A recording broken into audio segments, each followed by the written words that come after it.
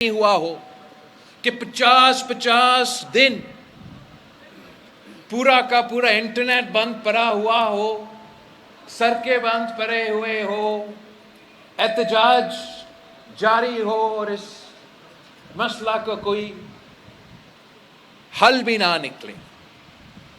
میں نے شروع سے پاکستان پیپلز پارٹی نے اور ہم سب نے یہ موقف لیا کہ جو بھی مشکلات ہوں گے ان کا حل بات چیت سے ہو سکتا ہے، ڈائیلاگ سے ہو سکتا ہے، ٹروتھ اور ریکنسیلیشن کمیشن کے تھرو ہو سکتا ہے۔ مگر جو موجودہ حالات، جہاں ایک طرف میرے پولیس میرے افواج شہید ہو رہے ہیں تو دوسری طرف کشمیریوں کا خون بہہ رہے ہو، اس میں ہر کشمیری بھی دکھا ہے اور ہر پاکستانی بھی پریشان ہے۔ ان حالات میں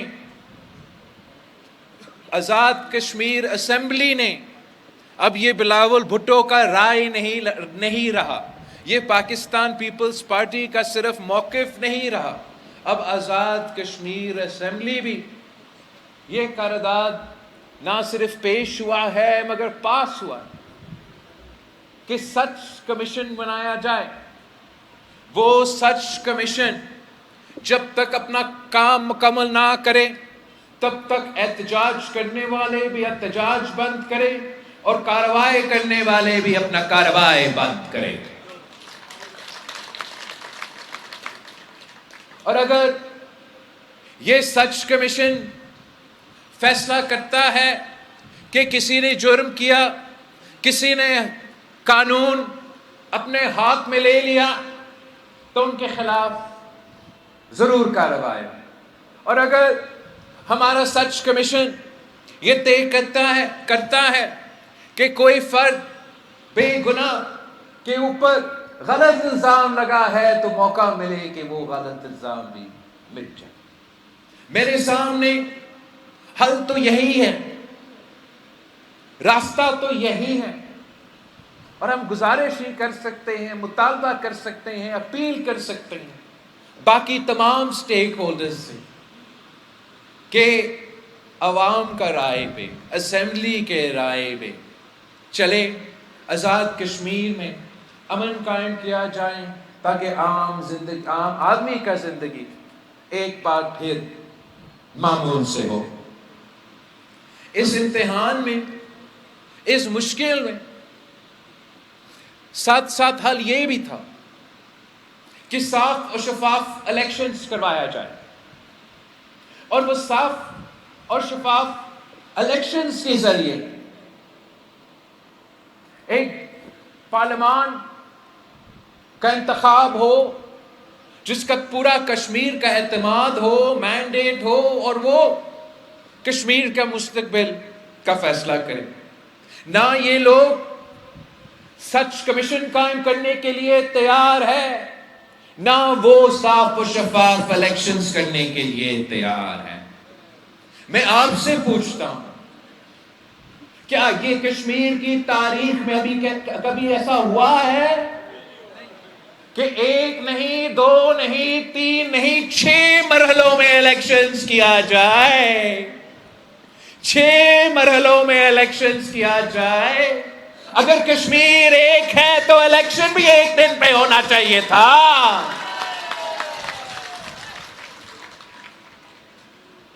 مرحلے میں الیکشنز کروایا جائیں گے، مرحلے میں، تاکہ امن قائم ہو، الیکشنز میں امن ہو، الیکشنز پرامن رہیں، الیکشنز صاف و شفاف ہو۔ تو میں آپ سے پوچھتا ہوں کہ کون سا مرحلہ میں صاف و شفاف الیکشنز ہوئے ہیں؟ کون سا مرحلہ میں پرامن الیکشنز ہوئے ہیں؟ یہ اصل میں مرحلہ وائز الیکشنز کروائیں گے، اس لیے وہ دھاندلی کروانا چاہتے تھے۔ وہ جانتے تھے کہ 10 سیٹیں تو جیب میں پہلے سے ڈال دیے تھے، مگر یہ جو شیر ہے نا، شیر اپنے آپ کو کہتا ہے کہ وہ شیر ہے، یہ طاقت کے بھوکے ہیں، اقتدار کے بھوکے ہیں. انہوں نے وہ 10 سیٹیں اپنے جیب میں، تو پھر میرپور پہ ڈاکہ مارا، مظفر آباد پہ ڈاکہ مارا. اب وہ آپ کے طرف دیکھ رہے ہیں، پونچھ کی طرف دیکھ رہے ہیں، باغ کے طرف دیکھ رہے ہیں. 10 اگست کو ان کو لگ پتا جائے گا کہ پونچھ میں رہنے والے، باغ میں رہنے والے، شیر کے شکار کرنے والے ہیں. ان کا یہ غلط فہمی ہے، ان کا یہ غلط فہمی ہے کہ آزاد کشمیر میں، مظفر آباد میں ان کا حکومت بننا والا ہے. انتظار کرے، پونچھ کا الیکشنز باقی ہے، بھاگ کا الیکشن باقی ہے، حویلی کا الیکشن باقی ہے، پلندری کا الیکشن باقی ہے. اب تو آدھا الیکشن رہتا ہے، 11 سیٹیں رہتے ہیں، اور انشاءاللہ تعالی ان نون لیگ والوں کو لگ پتا جائے گا.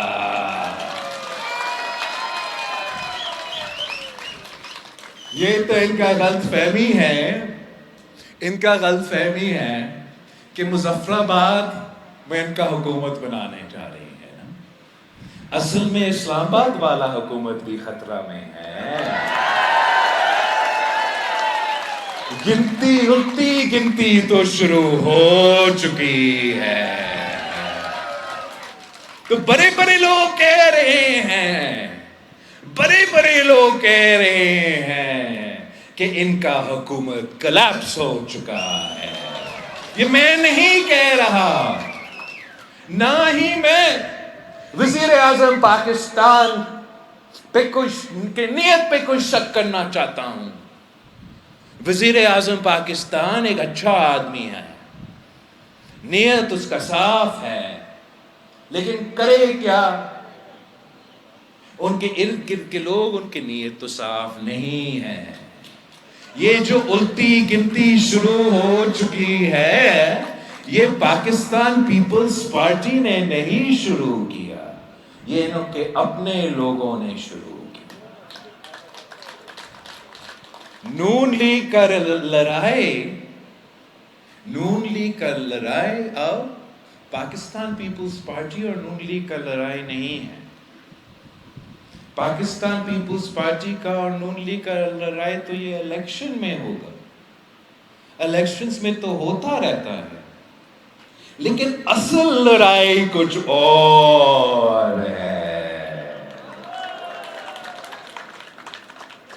اصل لڑائی کچھ وہ لڑائی نہیں جو چلتا رہتا ہے. میں کوئی اور لڑائی کا بات کر رہا ہوں، جو اس کی وجہ سے وزیر اعظم کا نیت تو اچھا، وزیر اعظم کا کوشش بھی اچھا، لیکن کسی وجہ سے نون لیگ کا ایک خاص ایک حصہ وزیر اعظم کے ہر کوشش کو ناکام کرواتا ہے. نون لیگ کا ایک خاص حصہ وزیر اعظم کو اپوزیشن سے تو کیا، اپنا اتحادیوں سے بھی لڑوانا چاہتے ہیں. اب دھاندلی ویسے ہر الیکشن میں ہوتا ہے، وہ ہمارے ساتھ اتنا دھاندلی کرتے جو میں برداشت کر سکتے ہیں. یہ کیا بات ہوا کہ میں آپ کا اتحادی ہوں، میں اسلام آباد میں آپ کے ساتھ بیٹھا ہوں، اور مجھ سے جاوید پٹھانوی کا سیٹ چوری کرنے کے لیے میرے کارکن کو شہید کیا جائے، لطیف اکبر کا سیٹ چوری کرنے کے لیے میرے کارکن کو شہید کیا جائے، میرا ایم این اے صلاح الدین جنیجو کو ہاتھ میں گولی لگے، آپ کے ٹریجری بینچز میں بیٹھا ہو، اور میرے امیدوار کو، میرے منتخب قومی اسمبلی کو مظفر آباد میں گولی لگے، آزاد کشمیر کا صدر کو اس پہ حملہ ہو. یہ تو کوئی اتحاد نہیں، یہ تو لڑائی ہے. But مقصد کیوں، مسئلہ کیا؟ وزیر اعظم سے کوئی شکایت نہیں. کوئی ایک فیکشن ہے جو وزیر اعظم کو اپنے اتحادیوں سے بھی لڑا رہے ہیں، وہ خود بھی وزیر اعظم سے لڑتے ہیں. اصل لڑائی نا، اصل لڑائی تو اسلام آباد اور لاہور کا ہو رہا ہے. اب یہ تو ان کا خاندان کا اپنا مسئلہ، وہ لڑنا چاہتے ہیں لڑیں. ہم نے اپنے عوام کے ساتھ، پاکستان پیپلز پارٹی کل بھی کھڑی تھی، آج بھی ہم کھڑے ہیں، اور ہم اپنا منشور کے ساتھ، اپنا نظریہ کے ساتھ عوام کے پاس آتے ہیں. اور اس الیکشن میں اگر میں آپ کے پاس آیا ہوں، ایک نیا منشور ساتھ لے کر آیا ہوں، ایک ایسا منشور جو کشمیر کے عوام کے اعتراضات دور کرے، ان کا مسائل حل کرے، ان کا آواز پہنچائے.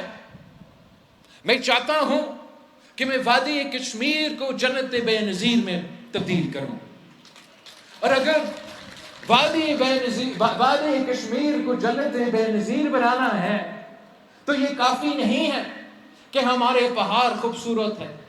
اگر پہاڑ خوبصورت ہو اور عوام کے پاس حقوق نہ ہو، پہاڑ خوبصورت ہو عوام کے پاس اختیار نہ ہو، تو یہ ہمارا فائدہ میں نہیں ہے. اگر یہاں دریا چلے اور عوام کو اس سے جو بجلی نہ ملے، پانی نہ ملے، تو اس میں ہمارا فائدہ نہیں. اگر عوام کے پاس حق حاکمیت نہ ہو، حق ملکیت نہ ہو، حق روزگار نہ ہو، تو یہ جنت بے نظیر نہیں. میرا منشور ہے، میرا جدوجہد ہے، اور یہ جدوجہد جاری رہے گا کہ ہم نے کشمیر کو اب یہ حقوق دینے پڑیں گے. ہم کب تک کشمیر کے عوام کو انشاءاللہ پہ چلائیں گے؟ کب تک کشمیر کے عوام کو ایک وعدہ پہ چلائیں گے؟ کب تک کشمیر کے عوام سے کہیں گے کہ آپ کو آزادی ملے گی، آپ کا رائے شماری ہوگی تو آپ کو حقوق ملے گے؟ میں آپ کو بتانا چاہ رہا ہوں کہ آپ تیر پر موڑ لگائے، آپ پاکستان پیپلز پارٹی کے ساتھ تھے، آپ کو آزادی بھی ملے گی اور آپ کو حقوق بھی ملیں گے، آپ کو اختیار بھی ملے گا اور آپ کو آواز بھی ہوگا، آپ کے وسائل کا مالکی بھی ہوگا اور فیصلہ بھی آپ کا ہوگا. یہ کب تک ہم کہیں، کب تک یہ امید رکھیں؟ کہتے ہیں کیا محب وطن ہو، سب سے زیادہ محب وطن اگر کوئی ہے تو وہ میرے کشمیری بہن بھائی ہیں. سب سے زیادہ غیرت مند کوئی ہے تو میرے کشمیری بہن بھائی ہیں. قربانی بھی آپ سے مانگا جائے، وفاداری بھی آپ سے مانگا جائے، لیکن حقوق دینے کے لیے تیار نہیں، دینے کے لیے تیار نہیں، سننے کے لیے تیار نہیں. یہ کشمیر کے عوام کے ساتھ نا